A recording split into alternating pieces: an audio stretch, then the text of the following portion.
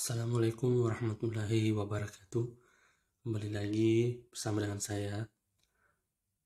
Semoga teman-teman sekalian tetap sehat selalu ya, dan dapat melakukan segala jenis kegiatan aktivitasnya, terkhusus dalam mengikuti perkuliahan. Pada kesempatan ini kita akan berbicara terkait pengadaan obat di rumah sakit. Namun, pengadaan obat di rumah sakit ini itu tidak terlepas daripada proses perencanaan terlebih dahulu. Karena kenapa? Karena pengadaan ini itu mengacu pada yang namanya perencanaan. Rumah sakit itu harus melakukan perencanaan kebutuhan obat dengan menggunakan metode yang dapat dipertanggungjawabkan untuk menghindari terjadinya suatu kekosongan obat. Perencanaan obat yang baik itu dapat meningkatkan pengendalian stok sediaan farmasi di suatu rumah sakit. Nah, perencanaan ini dilakukan mengacu pada yang namanya formularium rumah sakit yang telah disusun sebelumnya.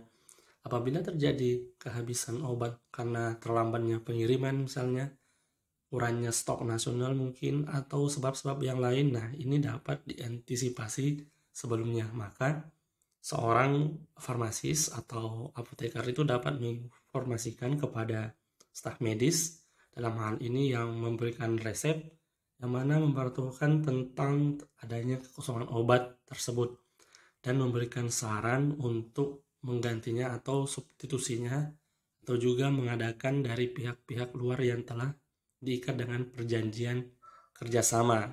Perencanaan ini dilaksanakan melibatkan internal instalasi farmasi rumah sakit itu sendiri dan unit kerja yang ada di rumah sakit itu. Nah, pengadaan ini merupakan kegiatan untuk merealisasikan kebutuhan yang telah direncanakan dan disetujui melalui pembelian, produksi, pembuatan sediaan farmasi, atau sumbangan ya, atau hibah.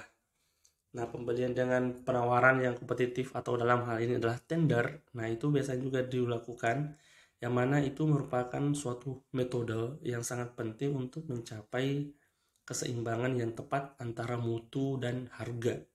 Apabila ada dua atau lebih pemasok supplier ya, di sini farmasis itu harus berdasarkan pada kriteria tertentu, misalnya yaitu melihat pada mutu produk, kemudian melihat reputasi distributor itu, apakah mungkin juga apakah dia resmi atau legal ilegal, kemudian melihat harga dan melihat berbagai syarat-syarat serta ketepatan waktu pengiriman dan pelayanan pemasok, dan juga dapat dipercaya, dan kebijakan tentang barang yang dikembalikan itu harus benar-benar bagus dan baik, dan bagian-bagian packaging atau pengemasannya harus baik.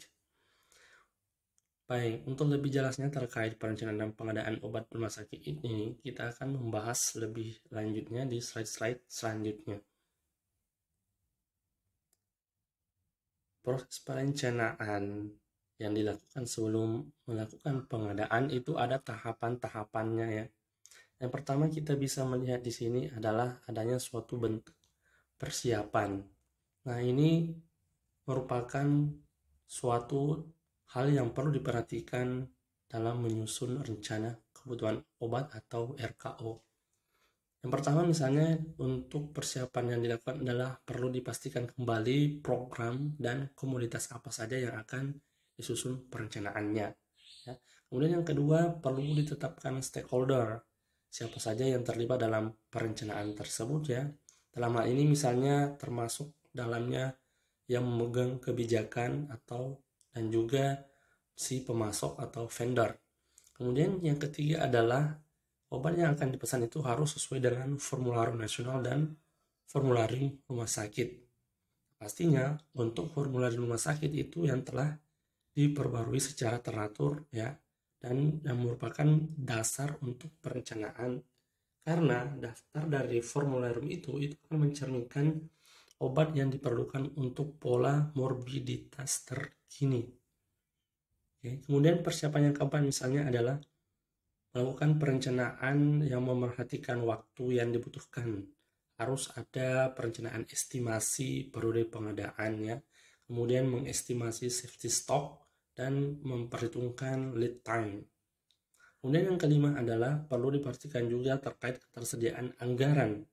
Jadi anggaran di sini sangat perlu diperhatikan, takutnya anggarannya sedikit akan tetapi kita maunya obat yang banyak ya, atau mengedarkan obat-obat yang harganya mahal tapi anggaran terbatas. Itu 5 poin yang perlu diperhatikan dalam persiapan perencanaan. Kemudian yang kedua, adanya proses pengumpulan data. Nah, pengumpulan data ini dibutuhkan misalnya adalah antara lain data penggunaan obat pasien periode sebelumnya.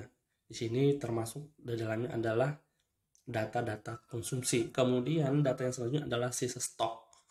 Ya, kemudian adanya data morbiditas dan adanya data-data usulan kebutuhan obat misalnya dari unit-unit pelayanan di suatu rumah sakit itu sendiri. Selanjutnya ada analisa terhadap usulan kebutuhan. Analisa ini misalnya adalah menganalisa spesifikasi item obat jika misalnya ya spesifikasi item obat itu yang diusulkan berbeda dengan data penggunaan sebelumnya, itu akan dilakukan konfirmasi ke pengusulnya. Dalam hal ini adalah evaluasi. Kemudian yang kedua misalnya adalah melakukan analisa kuantitas kebutuhan. Dan jika kuantitas obat yang diusulkan jauh berbeda dengan penggunaan periode sebelumnya atau melihat data konsumsi, nah itu juga harus dikonfirmasi atau dilakukan evaluasi ke pengusul. Kemudian yang selanjutnya adalah menyusun dan menghitung rencana kebutuhan obat menggunakan metode yang sesuai ya. Jadi metode-metode yang digunakan dalam perencanaan itu harus benar-benar pas dan sesuai, jangan sampai salah. Misalnya adalah tadi menurut dari metode-metode konsumsi atau metode-metode morbiditas atau metode-metode kombinasi di antara keduanya ya, atau epidemiologi. Kemudian selanjutnya adalah melakukan evaluasi rencana kebutuhan itu menggunakan analisis yang sesuai. Misalnya adalah analisis ABC, analisis Venn, ataupun kombinasi-kombinasi di antara keduanya, atau analisis-analisis yang lainnya. Selanjutnya adalah revisi RKO. Nah, ini dilakukan revisi hanya jika diperlukan ya. Kemudian selanjutnya adalah instansi farmasi rumah sakit itu harus menyampaikan draft usulan RKO-nya ke manajemen rumah sakit, yang kemudian tujuannya adalah untuk mendapatkan persetujuan jika telah sesuai dengan misalnya merujuk kepada formularium atau data-data konsumsi ataupun usulan-usulan dari unit-unit pelayanan di rumah sakit itu sendiri.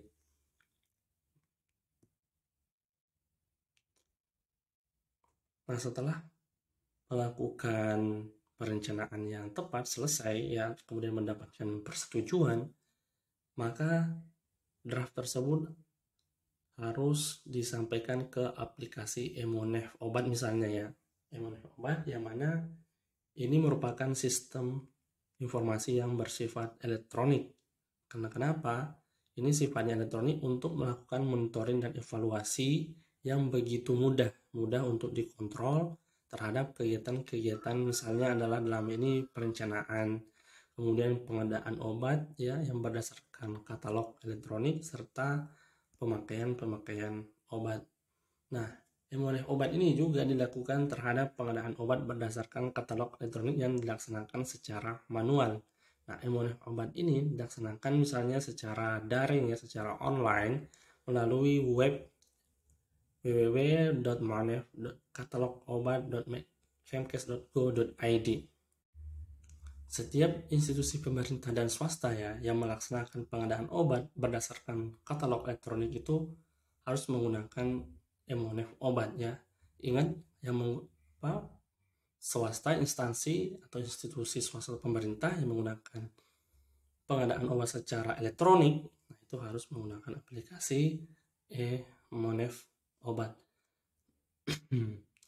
Selanjutnya adalah rencana atau RKO yang telah disusun dan disetujui oleh manajemen rumah sakit itu dikirim datanya ya melalui aplikasi Emonef obat ini setelah melakukan disetujui oleh tim manajemen rumah sakit. Kemudian selanjutnya adanya metode perhitungan rencana kebutuhan obat atau RKO. Teman-teman bisa melihat di sini, saya yakin teman-teman sekalian sudah tidak lazim lagi terhadap metode-metode ini. Yang pertama di sini kita melihat adanya metode konsumsi ya, yang ini didasarkan pada data konsumsi obat atau sediaan-sediaan farmasi periode sebelumnya. Nah, ini merupakan metode yang sering dijadikan perkiraan yang paling tepat dalam perencanaan suatu sediaan farmasi ya. Misalnya di rumah sakit itu yang sudah mapan itu biasanya menggunakan metode konsumsi ini. Metode konsumsi ini menggunakan data dari konsumsi periode sebelumnya ya, dan mengadakan juga penyesuaian yang dibutuhkan misalnya. Nah, perhitungan dengan metode konsumsi ini didasarkan atas analisa data konsumsi sediaan farmasi periode sebelumnya yang ditambah dengan stok penyangga atau buffer stok, kemudian stok waktu tunggu atau lead time dan juga memperhatikan sisa stok. Nah, buffer stok ini dapat mempertimbangkan kemungkinan perubahan adanya pola penyakit dan terjadinya kenaikan jumlah kunjungan, misalnya adanya kejadian luar biasa. Dalam hal ini sebagai contoh adalah dalam kasus pandemi COVID ini itu kan terjadi kenaikan jumlah kunjungan atau pasien. Kemudian terkait buffer stock tadi, nah buffer stocknya itu bervariasi, itu antara 10% hingga 20%. Jadi bisa minimal 20% buffer stocknya dan maksimal mungkin 20% dari kebutuhan atau tergantung kebijakan rumah sakit. Sedangkan untuk lead time, nah lead time-nya itu atau waktu tunggunya itu ini yang dibutuhkan selama waktu tunggu itu obat dipesan sampai obat diterima. Jadi lead time-nya itu harus perlu diperhatikan, jangan sampai kita memesan obat akan tetapi lead time terlalu lama sehingga nantinya terjadi kekosongan. Jadi harapannya harus benar-benar dipastikan, dibicarakan dulu dengan si distributor atau supplier lead time-nya berapa lama sehingga kita dapat melakukan estimasi perencanaan pengadaan. Dalam hal ini adalah terkait time-nya atau waktunya. Kemudian yang selanjutnya ada metode morbiditas. Ini merupakan perhitungan kebutuhan obat yang berdasarkan pola penyakit ya atau epidemiologi. Metode morbiditas ini itu akan memperkirakan keperluan obat-obat tertentu berdasarkan dari jumlah obat dan kejadian penyakit umum, dan juga ia mempertimbangkan pola standar pengobatan untuk penyakit tertentu. Misalnya metode morbiditas ini kita melihat sekarang ya pandemi COVID, atau mungkin ada suatu kejadian-kejadian misalnya terjadi bencana alam, dalam hal ini banjir, yang kemudian dapat menyebabkan diare-diare ya terkhusus pada anak-anak kecil. Nah, pastinya ini akan melihat data tingkat kejadian penyakit di masyarakat ya, dalam hal ini misalnya banjir. Maka ini perlu diperhatikan. Ini biasanya metode morbiditas ini digunakan. Kemudian selanjutnya kombinasi daripada metode konsumsi dan morbiditas. Jadi biasanya untuk melakukan perencanaan kebutuhan itu dapat dilakukan dengan pendekatan kombinasi antara konsumsi dan morbiditas. Yang keempat adalah metode proxy consumption, atau bisa juga dikenal dengan metode perhitungan kebutuhan obat yang menggunakan data kejadian penyakit, konsumsi obat, permintaan atau penggunaan pengelolaan obat dari rumah sakit yang telah memiliki sistem pengelolaan obat dan konsumsi atau tingkat kebutuhannya berdasarkan cakupan populasi atau tingkat layanan yang diberikan. Metode ini dapat digunakan untuk menghasilkan gambaran ketika digunakan pada fasilitas tertentu dengan fasilitas lain yang memiliki kemiripan profil masyarakat dan jenis pelayanan. Jadi proxy ini adalah menggunakan metode, misalnya si rumah sakit A itu tidak mempunyai data-data yang lain, tetapi rumah sakit A ini memiliki kemiripan dalam proses pelayanan dan profil masyarakat di rumah sakit B, sehingga rumah sakit ini dapat menggunakan atau metode perhitungan RKO-nya mengacu atau menyontoh atau melihat di rumah sakit B. Karena kenapa? Karena metode pelayanan dan profil masyarakatnya sama saja. Nah, itulah biasanya dikenal dengan proxy consumption. Paham ya, teman-teman, dari keempat metode ini. Kemudian setelah adanya analisis ya perencanaan, kemudian adalah metode-metode yang digunakan dalam perencanaan, itu perlu dilakukan suatu evaluasi. Evaluasi perencanaan ini meliputi yang pertama adanya suatu kesesuaian perencanaan dengan kebutuhan. Nah, di sini akan dilakukan penilaian kesesuaian antara RKU dengan realisasi. Kemudian sumber-sumber data ini berasal dari rumah sakit misalnya ya, atau dari distributor, supplier, atau RKPP dalam rumah sakit itu sendiri ya. Poinnya adalah adanya kesesuaian antara RKU dengan realisasi nantinya. Selanjutnya, evaluasi yang kedua adalah masalah dalam ketersediaan yang terkait dengan perencanaan. Artinya di sini dilakukan dengan cek silang dari data Fasiankes ya, fasilitas pelayanan kesehatan dengan data di pemasok. Artinya di sini kan kalau misalnya udah sering memasok atau meminta atau memesan barang dari satu distributor, nah itu kan data-datanya misalnya sudah ada di sana atau terrecord di pemasok. Nah, itu dilakukan misalnya pengecekan secara silang ya untuk melakukan evaluasi perencanaan. Takutnya nanti ada yang keliru, kurang lebih seperti itu. Yang selanjutnya adalah teknik evaluasi perencanaan. Itu di sini menggunakan beberapa teknik, misalnya adalah analisa ABC. Atau di sini analisa ABC adalah untuk evaluasi dari aspek ekonomi atau finansial.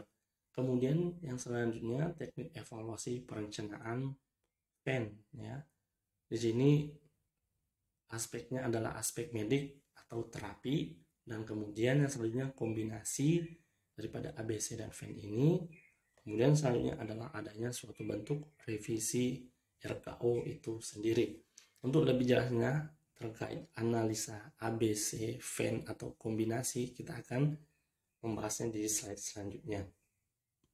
Tetapi inilah teknik yang digunakan dalam suatu evaluasi perencanaan kebutuhan obat ya, baik itu misalnya di rumah sakit maupun di suatu apotek. Untuk yang pertama terkait analisis ABC ya. Jadi ABC ini bukan singkatan ya, melainkan suatu penamaan yang menunjukkan adanya ranking atau peringkat di mana urutan dimulai dengan yang terbaik atau terbanyak. Nah, misalnya yang terbaik itu adalah A, kemudian B, kemudian C. Untuk yang kelompok A misalnya di sini adalah itu merupakan jenis obat yang jumlah atau dari rencana penggunaannya menggunakan penyerapan dana sekitar 70% dari jumlah dana obat keseluruhan. Dibesar untuk alokasi dananya ya, yang mana alokasi datanya sebesar 70% hanya untuk membeli atau mengadakan obat-obat atau perbekalan farmasi yang tergolong dalam kelompok A ini. Kemudian kelompok B, serapan dananya itu sekitar 20%, lebih kecil dibandingkan dengan kelompok A. Apalagi di kelompok C lebih sedikit lagi, yang mana serapan dananya itu hanya sekitar 10% dari jumlah dana obat keseluruhan ya. Paham ya teman-teman? Jadi misalnya 100% obat, yang mana misalnya adalah 100 juta ya dana yang disediakan oleh rumah sakit. Nah, 70 jutanya itu digunakan untuk membeli obat-obat yang masuk dalam kategori A. Kemudian 20 jutanya itu untuk membeli kategori kelompok B ya, obat dalam masuk kategori B.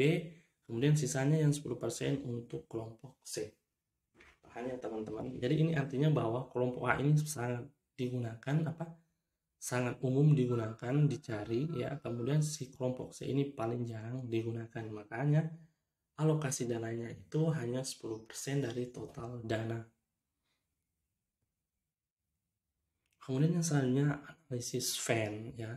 Ini merupakan salah satu cara untuk meningkatkan efisiensi penggunaan dana obat yang terbatas dengan mengelompokkan obat berdasarkan manfaat tiap jenis obat terhadap kesehatan. Semua jenis obat yang tercantum dalam daftar obat dikelompokkan ke dalam 3 kelompok. Yang pertama adalah V atau vital, kemudian ada E esensial, kemudian ada N non esensial. Yang kelompok A, yang kelompok V ini adalah obat yang sifatnya life saving. Itu obat yang mampu menyelamatkan jiwa, misalnya adalah obat-obat shock anafilaksis. Ya, vital, sangat vital. Artinya life saving ya. Kemudian yang kelompok E itu adalah obat-obat yang bekerja pada sumber penyebab penyakit. Misalnya adalah antidiabetes, kemudian analgesik dan anticonvulsion. Itu adalah kelompok obat yang esensial. Kemudian yang selanjutnya adalah non-esensial. Ini merupakan obat penunjang ya. Hanya obat-obat penunjang yang kerjanya ringan dan biasanya dipergunakan untuk menimbulkan kenyamanan atau mengatasi keluhan-keluhan ringan. Contohnya adalah suplemen. Jadi pahamnya teman-teman terkait analisa VEN itu, VEN-nya itu adalah vital yang benar-benar digunakan dalam hal ini untuk life saving. Kemudian yang esensial yaitu untuk bekerja pada sumber penyakit, misalnya orang-orang yang anti diabetes, analgesi, antikonvulsi atau hipertensi dan lain-lainnya. Kemudian yang non esensial itu hanya untuk suplemen-suplemen saja. Teman-teman bisa melihat di sini bahwa adanya kombinasi daripada analisa ABC dan VEN itu. Jadi analisis ABC dan VEN itu tidak semerta-merta bisa dilakukan secara manual tunggal, akan tetapi itu bisa dikombinasi. Misalnya yang di sini adalah teman-teman bisa melihat kombinasi dari ABC dan VEN. Nah, obat yang termasuk dalam kategori A dari ABC ini itu adalah benar-benar jenis obat yang diperlukan ya, dengan serapan dananya itu sekitar 70% dari total dana yang dianggarkan. Yang artinya obat dalam kategori A ini itu merupakan penanggulangan penyakit yang paling terbanyak di suatu wilayah atau suatu rumah sakit tertentu. Dengan kata lain, statusnya itu harus E ya, dan sebagian juga dalam V atau dari VEN ini. Sebaliknya, jenis obat dengan status N non esensial itu masuk dalam kategori C yang berada di ABC ini sendiri. Nah, biasanya analisis kombinasi ini digunakan untuk menetapkan prioritas dalam pengadaan obat yang anggarannya dananya itu tidak sesuai dengan kebutuhan. Terjadi ketimpangan, misalnya dananya sedikit, akan tetapi kebutuhannya itu lebih besar, sehingga kemudian dilakukan analisis kombinasi antara A, B, C, dan VEN itu sendiri. Paham ya teman-teman?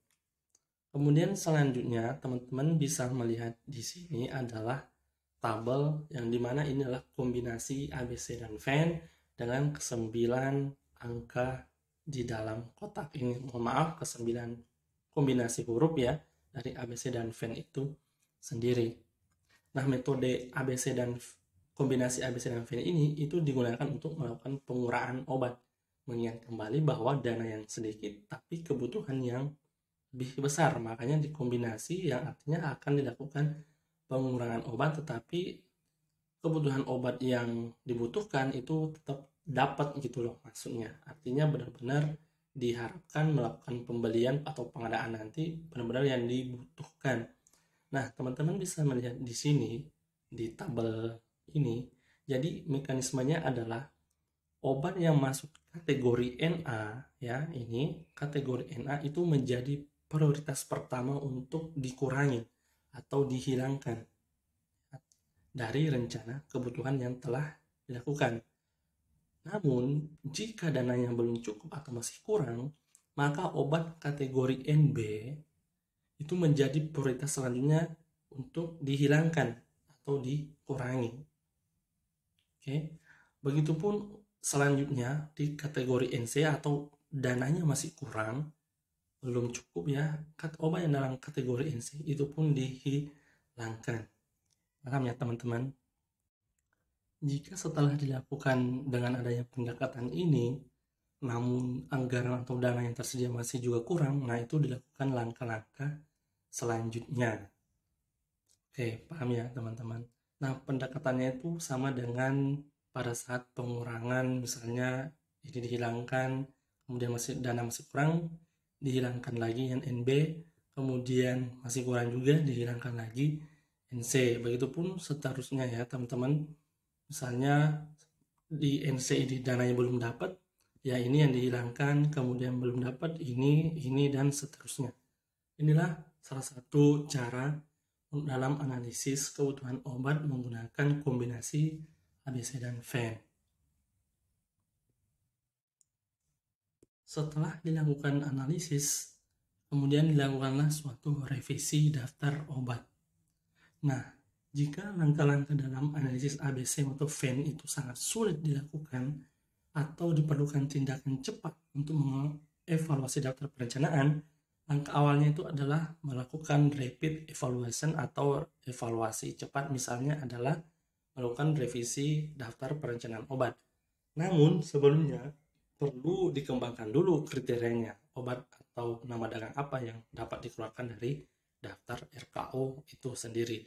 Nah, manfaat daripada revisi daftar obat ini hanya dari aspek ekonomi dan medik ya. Manfaatnya tidak hanya dari aspek ekonomi dan medik, tapi juga berdampak positif pada beban penanganan stok ya. Ini berhubungan dengan dana atau anggaran. Jadi perlu revisi obat. Ingat ya teman-teman, jika analisis ABC dan Venn itu sangat sulit karena dananya begitu, budgetnya sangat low, itu dilakukan evaluasi cepat atau rapid evaluation ya. Oke, yang salah satu dampaknya berdampak positif adalah pada beban penanganan atau dananya itu tercukupi untuk melakukan pengadaan. Oke, kita berbicara sekarang terkait pengadaan. Perencanaan sudah selesai, sudah clear, sudah fix lah atau sudah mendapat persetujuan dari manajemen rumah sakit, maka kemudian akan dilakukan suatu pengadaan. Dalam hal ini yang pertama bisa melihat adalah ya, terkait melakukan pembelian. Nah, di sini ada 4 metode proses pembelian. Yang pertama itu adalah secara tender terbuka.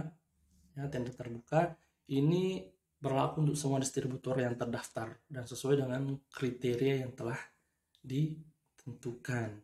Nah, pada penentuan harga dalam metode ini itu lebih menguntungkan ya teman-teman dalam tender terbuka. Jadi penentuan harga itu lebih menguntungkan. Nah, untuk pelaksanaannya itu memerlukan staff yang kuat, kemudian waktunya itu lama serta harus ada perhatian penuh. Jadi teman-teman bisa tahulah tender terbuka itu seperti apa sebenarnya kan. Nah, kemudian ada tender terbatas dalam proses pembelian. Ini sering juga disebut dengan lelang tertutup. Hanya dilakukan pada distributor tertentu yang sudah terdaftar dan memiliki riwayat yang baik. Di sini harga itu masih dapat dikendalikan, kemudian tenaga dan beban kerja itu lebih ringan jika dibandingkan dengan tender terbuka. Kemudian selanjutnya ada yang sifatnya pembelian dengan tawar-menawar. Di sini dilakukan pendekatan langsung untuk item-item tertentu. Jadi ada tawar-menawar pada item-item tertentu atau item-item yang tidak penting itu nggak begitu diperhatikan, hanya pada item-item tertentu. Kemudian yang selanjutnya ada PL ya atau pembelian langsung. Nah, pembelian langsung ini itu jumlahnya kecil ya misalnya, makanya dilakukan metode secara langsung aja, kemudian segera tersedia karena harus segera tersedia. Kemudian harganya itu tertentu relatif agak lebih mahal. Itulah pembelian langsung atau PL. Jadi ini 4 metode dalam proses pembelian. Saya ulangi, tender terbuka, kemudian tender terbatas, kemudian adanya tawar-menawar, dan yang keempat adanya PL.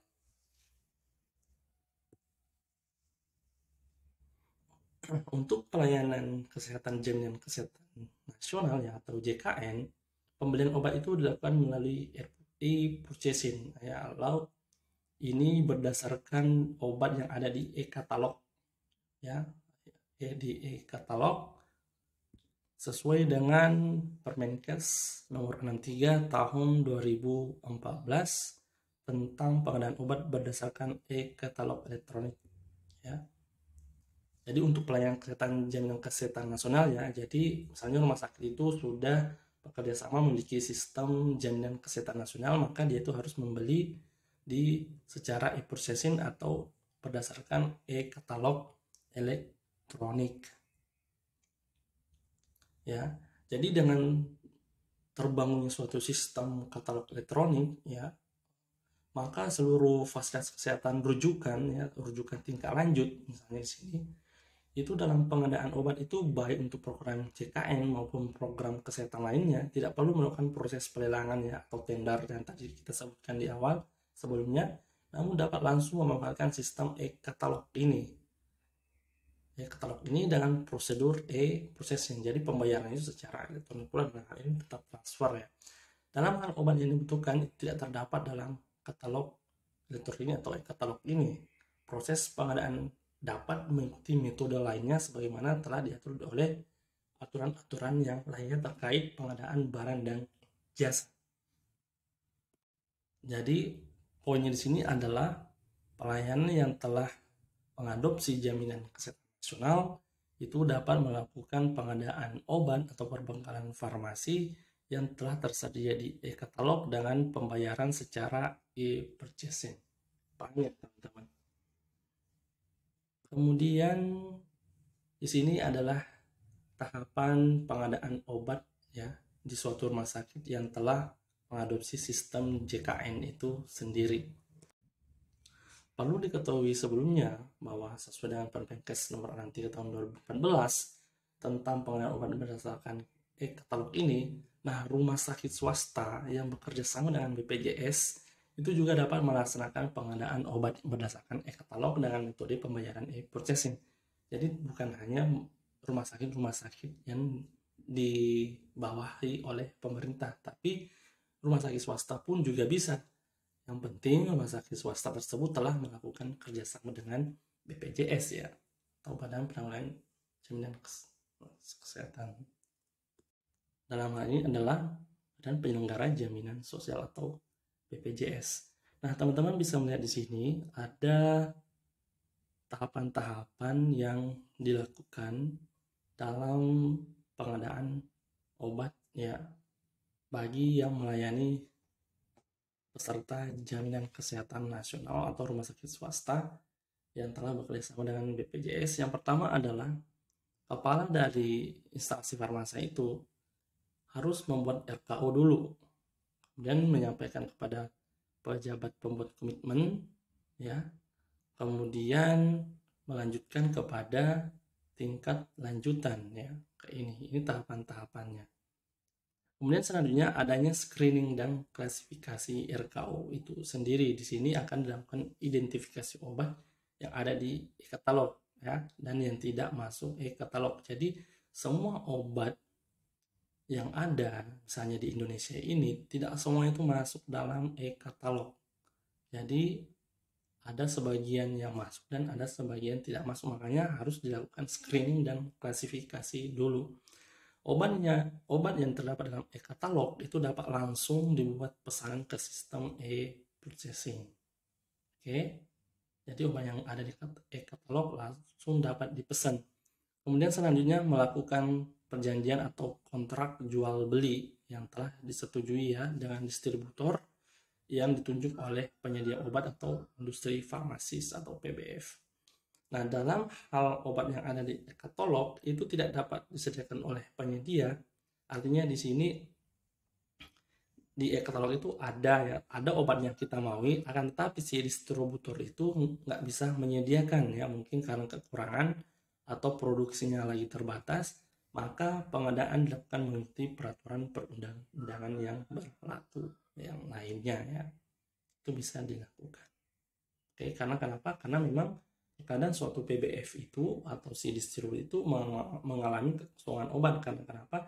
Karena adanya peningkatan pemesanan yang begitu besar atau adanya kekosongan bahan baku sehingga mereka tidak dapat melakukan produksi, sehingga dapat dilakukan pengadaan obat itu mengikuti peraturan perundang-undangan yang berlaku bagi rumah sakit yang mau mengadakan pengadaan obat yang secara katalog ya, karena dia itu sudah melayani peserta jaminan kesehatan nasional. Baik, kemudian selanjutnya adalah produksi. Jadi dalam pengadaan suatu obat atau perbekalan farmasi di suatu rumah sakit itu, yang pertama itu bisa dilakukan dengan pembelian yang telah kita bahas sebelum-sebelumnya. Dia itu juga dapat melakukan pengadaan dengan melakukan produksi. Nah, kriteria sediaan farmasi yang dapat diproduksi itu, teman-teman bisa melihat di sini ada 6 kriterianya yang dapat diproduksi. Yang pertama itu adalah yang sifatnya khusus. Formula khusus itu dapat diproduksi sendiri oleh rumah sakit. Kemudian produk yang mutunya itu sesuai standar dengan harga lebih murah. Jadi mutunya itu standar ya, kualitasnya standar, tapi harganya lebih murah dibandingkan dengan yang beredar di pasaran. Misalnya itu dapat diproduksi oleh rumah sakit itu sendiri. Kemudian selanjutnya adalah sediaan farmasi yang memerlukan pengemasan kembali atau repackaging. Kemudian adalah sediaan farmasi yang tidak tersedia di pasaran. Jadi nggak tersedia di pasaran artinya adalah obat-obat yang khusus ya misalnya. Nah itu bisa diproduksi sendiri. Kemudian yang sifatnya untuk penelitian, kemudian sediaan farmasi yang harus selalu dibuat baru ya, jadi selalu dibuat baru. Karena kenapa? Kalau ini misalnya dipesan, ini akan menggunakan lead time-nya lama ya, karena ini selalu dibuat baru, pasti ini penggunaannya sangat cepat, kebutuhannya cepat. Paham ya teman-teman? Nah, dalam produksi sediaan farmasi yang dilakukan rumah sakit ini itu misalnya mencakup kegiatan membuat, kemudian merubah bentuk dan pengemasan kembali ya yang tadi disampaikan. Yang mana dalam hal ini adalah sediaan farmasi yang sifatnya steril dan atau yang sifatnya non steril. Di mana hal ini dilakukan untuk memenuhi kebutuhan pelayanan kesehatan di rumah sakit tersebut. Paham ya teman-teman? Yang pertama tadi ada pembelian, kemudian ada produksi dalam proses pengadaan perbekalan farmasi di suatu rumah sakit. Nah, ini teman-teman sediaan farmasi yang dapat diproduksi sendiri tadi telah disinggung. Yang pertama adalah produk-produk steril maupun dan produk-produk non steril. Nah, produk steril ini itu meliputi sediaan steril contohnya gauze ya, dan pengemasan kembali sediaan-sediaan steril. Untuk produk non steril itu misalnya adalah pembuatan puyer ya, sirup, kemudian salep, kapsul, bisa juga melakukan pengemasan kembali dan melakukan pengenceran. Inilah sediaan-sediaan farmasis yang dapat diproduksi di suatu rumah sakit. Di sini terbagi dua ya. Ada yang sifatnya steril, kemudian ada yang non steril. Contohnya teman-teman bisa melihat di sini ya. Skala untuk steril, kemudian salep, kapsul, sirup, pengenceran untuk yang non steril. Nah, untuk persyaratan teknis yang non steril itu meliputi misalnya adalah ruangan khusus dalam pembuatannya, kemudian dalam peracikan dan pengemasan itu memiliki petugas yang terlatih. Jadi petugasnya itu harus terlatih ya.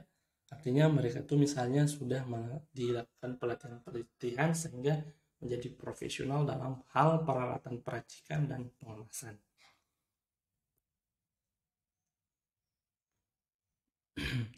Nah, misalnya di sini teman-teman bisa melihat secara garis besarnya tadi ya terkait non steril ada sirup, salep ya atau pengemasan kembali. Nah, contoh-contoh pembuatan sirup itu yang umumnya dibuat di rumah sakit adalah floral hidrat ya atau sirup omeprazol ya atau mineral-mineral yang dicampur mineral mix. Kemudian contoh salep yang diproduksi sendiri di RS itu misalnya adalah salep luka bakar.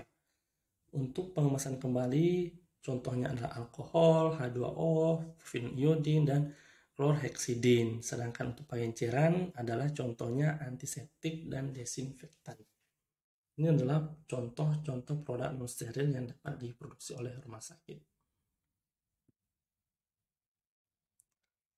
Sediaan farmasi yang diproduksi di instansi farmasi rumah sakit itu harus akurat dalam identitas, kemudian akurat dalam kekuatan, kemudian akurat dalam kemurnian, dan akurat tentunya di dalam waktunya.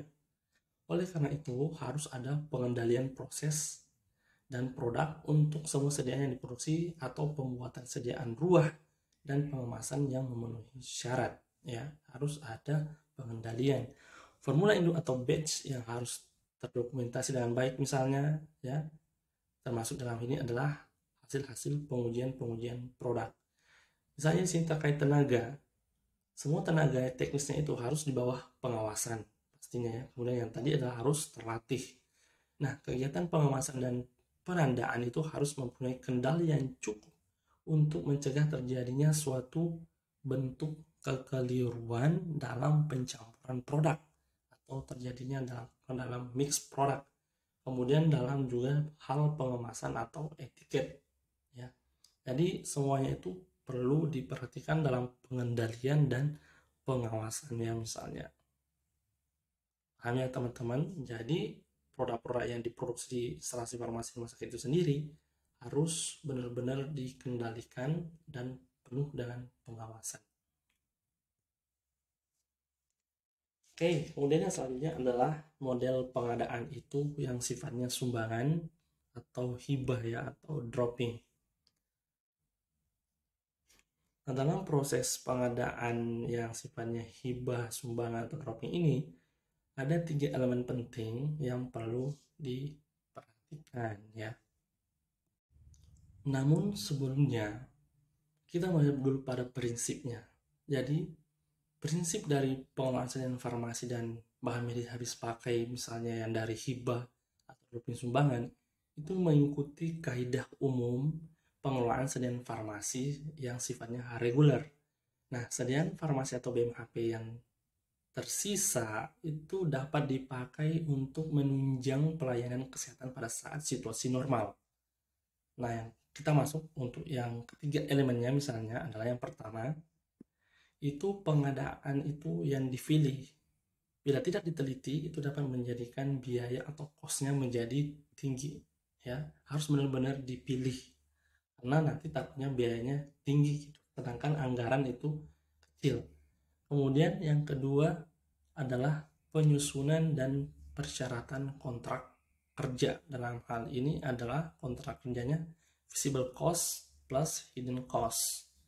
Ya, paham ya teman-teman? Karena ini sangat penting untuk menjaga agar pelaksanaan pengadaan terjamin mutunya, misalnya persyaratan masa kedaluarsa, kemudian sertifikat analisa standar mutu, kemudian harus mempunyai material safety data sheet atau yang disingkat dengan MSDS, kemudian untuk bahan-bahan yang berbahaya ya, kemudian khusus untuk alkes itu harus mempunyai Certificate of Origin, jadi sertifikat original daripada si alat-alat kesehatan itu.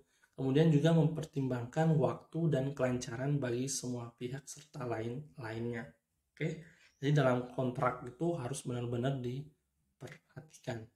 Kemudian yang ketiga adalah di sini elemen yang penting itu adalah order pemesanan agar barang dapat sesuai jenis, kemudian tepat waktu dan tempatnya. Oke, ini adalah 3 elemen penting yang perlu diperhatikan jika proses pengadaan itu sifatnya sumbangan, hibah, atau dropping.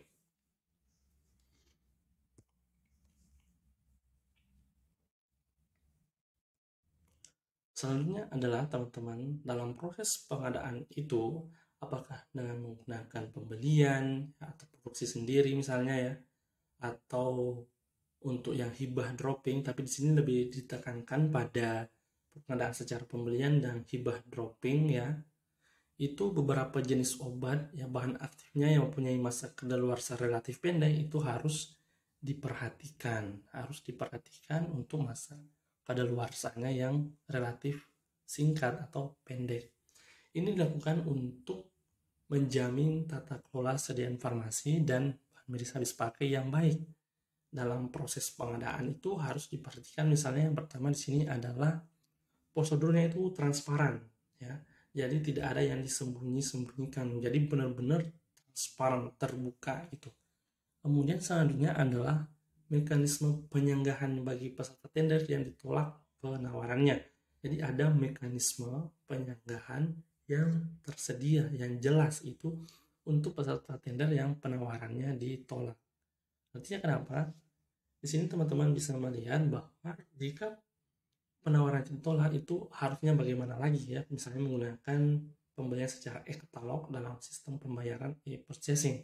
Nah, itu harus ada mekanisme penyanggahan. Kok bisa gitu ditolak dalam pembeliannya?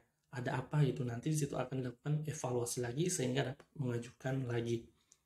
Kemudian yang selanjutnya adalah prosedur tetap untuk pemeriksaan rutin konsignmen atau pengiriman, adanya SOP pengiriman yang jelas. Kemudian adanya pedoman tertulis mengenai metode pengadaan bagi panitia pengadaan. Selanjutnya, pernyataan dari anggota panitia pengadaan bahwa yang bersangkutan tidak mempunyai konflik interest atau konflik kepentingan. Jadi benar-benar murni, pure hanya untuk kepentingan rumah sakit. Nah, kenapa? Mungkin ada oknum yang mungkin hanya untuk kepentingan interestnya sendiri sehingga hanya misalnya melakukan pengadaan obat-obat tertentu saja. Jadi dari anggota panitia pengadaan itu benar-benar tidak mempunyai konflik kepentingan atau konflik interest. Kemudian adanya SPO ya, standar prosedur operasional.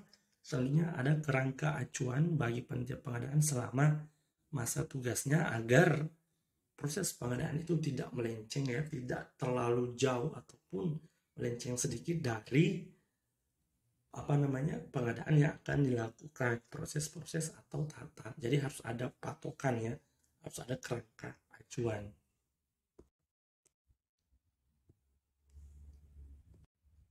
Selanjutnya adalah adanya pembatasan masa kerja dari anggota panitia itu misalnya 3 tahun.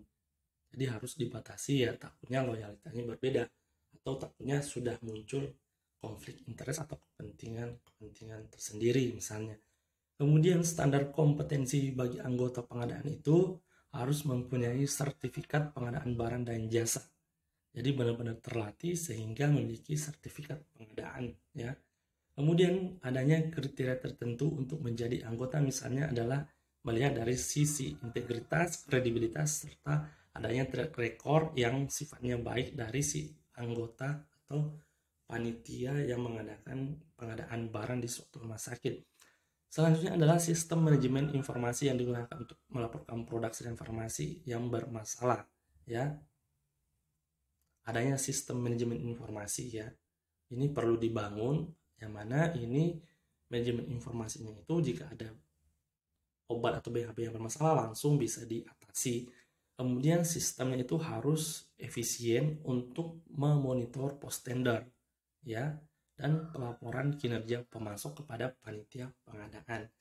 Dan terakhir adanya audit secara rutin. Ini perlu ya, sangat perlu pastinya dilakukan audit untuk melakukan evaluasi, monitoring dan evaluasi. Baik teman-teman, itulah terkait materi perencanaan dan pengadaan barang dalam hal ini obat dan PMHP ataupun alkes dalam suatu rumah sakit atau instansi lainnya misalnya apotek. Nah, semoga materi ini bermanfaat buat teman-teman sekalian, menambah ilmu dan wawasannya, terkhusus pada saya sendiri yang masih fakir ilmu. Lebih dan kurangnya mohon dimaafkan. Terima kasih. Wassalamualaikum warahmatullahi wabarakatuh.